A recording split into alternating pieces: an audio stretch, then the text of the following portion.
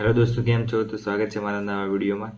તો આપણે આજે ચર્ચા કરીશું કે પીએસઆઈના પેપર 1 અને પેપર 2માં અલગ અલગ કેવી રીતે સ્ટ્રેટેજી બનાવી અને કેવી રીતે ક્વોલિફાય કરવું પેપર, એના વિશે ચર્ચા કરીશું. તો જેમાં વિષયવાર આપણે સમજીશું કે કયા સબ્જેક્ટમાં કેટલા માર્ક્સ લાવવાના અને કેવી રીતે ક્વોલિફાય કરવાની એક્ઝામ, જેમાં બધામાં 40-40% ક્રાઇટેરિયા રાખેલો છે. તો એમાંથી 40% કે ઉપર કેવી રીતે માર્ક્સ લાવવા એની વાત કરીશું. તો ચલો આપણે ચાલુ કરીએ. તો દોસ્તો, તમને ખબર જ હશે કે ગણિત છે એ 50 માર્ક્સનું છે, રિઝનિંગ છે 50 માર્ક્સનું છે. એટલે પેપર પહેલામાં પાર્ટ એ છે એ 100 માર્ક્સનો છે અને પાર્ટ બી છે એ 100 માર્ક્સનો છે. જેમાં ઇતિહાસ, ભૂગોળ, કલ્ચર પાર્ટ બીમાં આવે છે, જેમાં 25 માર્ક્સનું છે. બંધારણ છે એ 25 માર્ક્સનું છે અને કરંટ જીકે એ 25 માર્ક્સનું છે. વિજ્ઞાન, પર્યાવરણ, અર્થશાસ્ત્ર એ છે 25 માર્ક્સનું. એટલે ટોટલ એ 100 માર્ક્સનું છે. અને પેપર બીજું છે જે લખવાનું છે એ ગુજરાતી 70 માર્ક્સનું છે અને અંગ્રેજી છે 30 માર્ક્સનું છે, બરાબર. તો આમાંથી કયા સબ્જેક્ટને વધારે આપવું એ બધું આપણે આજે જોઈશું વિડીયોમાં. જેમાં ઇતિહાસ, ભૂગોળ, કલ્ચર એ 3 સબ્જેક્ટ છે જેના ખાલી 25 માર્ક્સ છે, બરાબર. અને બંધારણ એક જ એવો સબ્જેક્ટ છે જેમાં 25 માર્ક્સ છે, એટલે એક જ સબ્જેક્ટ આપણને 25 માર્ક અપાવી શકે છે. પછી કરંટ અફેર છે એ પણ 25 માર્ક્સ અપાવી શકે છે. એટલે આ બે સબ્જેક્ટ એકલા જ આપણને 50 માર્ક્સ અપાવી શકે છે, બરાબર. એટલે પેપર 2માં 50 માર્ક્સ અપાવી શકે એવા આ બે સબ્જેક્ટ છે. અને બે સબ્જેક્ટ આ છે ગણિત, રિઝનિંગ 50-50 100 માર્ક્સના. એટલે ટોટલ 150 માર્ક્સ થયું. એટલે 150 માર્ક્સ છે એ 4 સબ્જેક્ટ અપાવી શકે છે.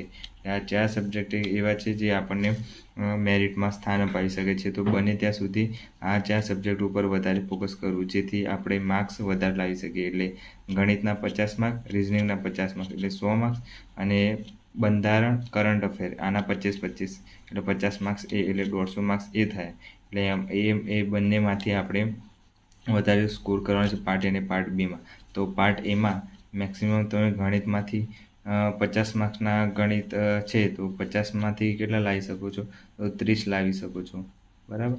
અને રિઝનિંગમાં 50 માર્ક્સનું છે તો તમે એમાંથી 40 લાવી શકો છો, 40. તો 70 માર્ક્સ આ થાય, બરાબર. 100માંથી 70. કાં તો તમે ગણિતમાં ઓછા લાવો તો વાંધો નહીં, પણ 70 માર્ક્સ તો તમારે આમાં લાવવા જ પડે પાર્ટ એમાં.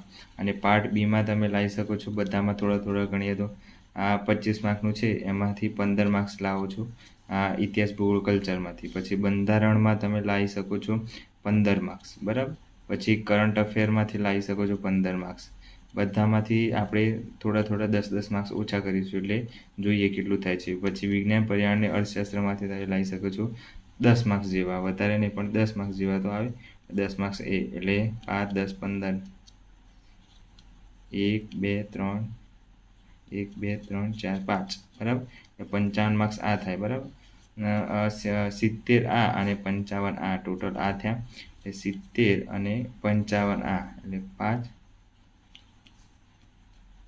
105 આ થયા, બરાબર. એટલે આ પાર્ટ એ અને પાર્ટ બીમાં 105 જેવા માર્ક્સ થાય છે, બરાબર. આ રીતની ગણતરી કરીએ તો બધામાંથી 10-10 માઇનસ ઓછા કર્યા અને વધારે આપણે પાર્ટ એમાં ખેંચવાના છે, કેમ કે ગણિત, રિઝનિંગમાં આપણે બેઠા માર્ક્સ લાવી શકીએ. એટલે 70 જેવા એમાં અને 55 જેવા પાર્ટ બીમાં. એટલે બંનેમાં 40%નો ક્રાઇટેરિયા છે. એટલે 40 આમાં લાવવાના છે અને 40 આમાં લાવવાના છે. એટલે 40-40 બંનેના ટકા થઈ જાય. એટલે 40થી ઉપર જ લાવવાના. એટલે 70 આમાં થઈ જાય, 55 આમાં થઈ જાય, બરાબર. એટલે બંનેનું ટોટલ કરીએ તો આટલું 105 જેવું થાય. પછી છે પાર્ટ બી, પેપર 2 જે લખવાનું છે. લખવામાં આપણે લાવવાના છે 70 માર્ક્સનું આ છે તો એના અડધા કરી દેવાના, બહુ નહીં તો અડધા જ કરી દેવાના. એટલે 35 આ આવશે, બરાબર.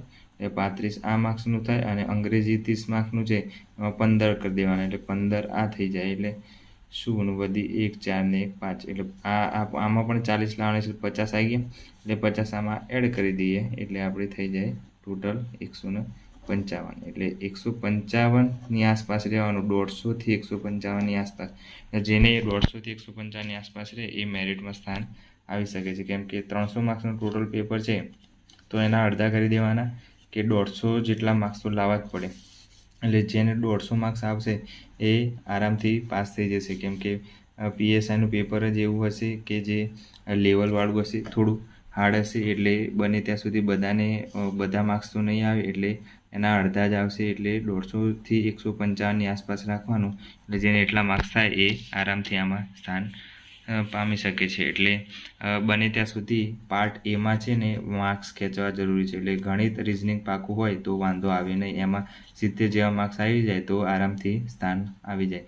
બાકી આ ઇતિહાસ, ભૂગોળ અને કલ્ચર આ 3 સબ્જેક્ટ છે એ બહુ લેન્થી છે. એટલે ઇતિહાસમાં તો ગુજરાતનો ઇતિહાસ અને ભારતનો ઇતિહાસ, ભૂગોળમાં પણ ગુજરાતનું ભૂગોળ અને ભારતની ભૂગોળ, કલ્ચરમાં પણ ગુજરાતની કલ્ચર અને ભારતની કલ્ચર એમ.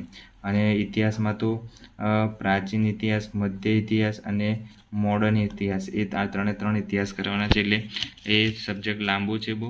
બને ત્યાં સુધી બંધારણ કરો, કરંટ અફેર કરો અને મેથ્સ રીઝનિંગ કરો. આ 4 સબ્જેક્ટ 150 માર્ક્સ અને પેપર 2 છે એ કરવાનું ખાસ. એટલે એમાંથી 50 જેવા આવી જાય. એટલે એ ટોટલ 200 માર્ક્સનું થઈ જાય ખાલી 4-5 સબ્જેક્ટ. એટલે એવી રીતની આ તમે અપનાવી શકો છો કે જે યુઝફુલ રહેશે. અને આ પેપર 2માં તમે ગુજરાતીમાં બને ત્યાં સુધી 40 જેવા માર્ક્સ લાવી તો વાંધો આવે નહીં. કેમ કે કદાચ કોકને અંગ્રેજી ફાવતું ના હોય કોઈને, તો એમાંથી 40 અને આમાં થોડા આવે 20 જેવા, એટલે તો પણ 60 જેવા માર્ક્સ તો આરામથી થઈ જાય. બરાબર. એટલે પેપર 2માં ધ્યાન રાખવાનું કે વધારે માર્ક્સ ગુજરાતીમાં ખેંચી શકાય. બરાબર. એટલે મેરિટમાં આવી જાય. એમાં પણ 40%નો ક્રાઇટેરિયા છે.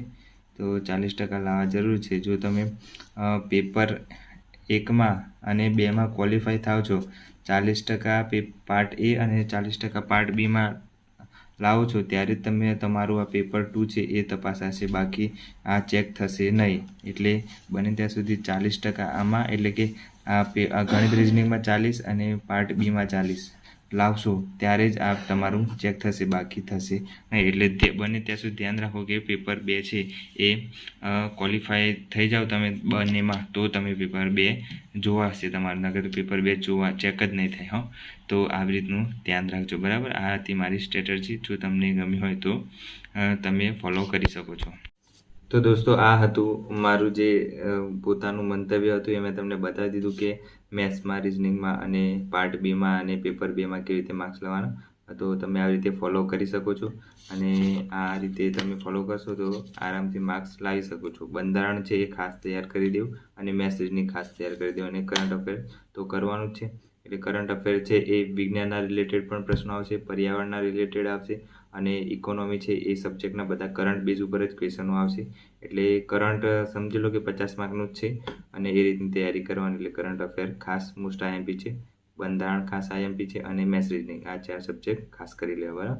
તો આજ માટે આટલું જ હતું. અને વિડીયો પર નવા હોય તો લાઈક કરો, શેર કરો અને સબસ્ક્રાઈબ કરો અને બીજાને શેર પણ કરો. અને ટેલિગ્રામમાં જોઈન ના થયા તો જોઈન કરી લેજો. એમાં મેં બધું આઈએમપી અને બધું જૂના પેપરોની PDF ને બધું મૂક્યું છે. અને કોન્સ્ટેબલના પેપર સોલ્યુશન પણ એમાં મૂકેલા છે.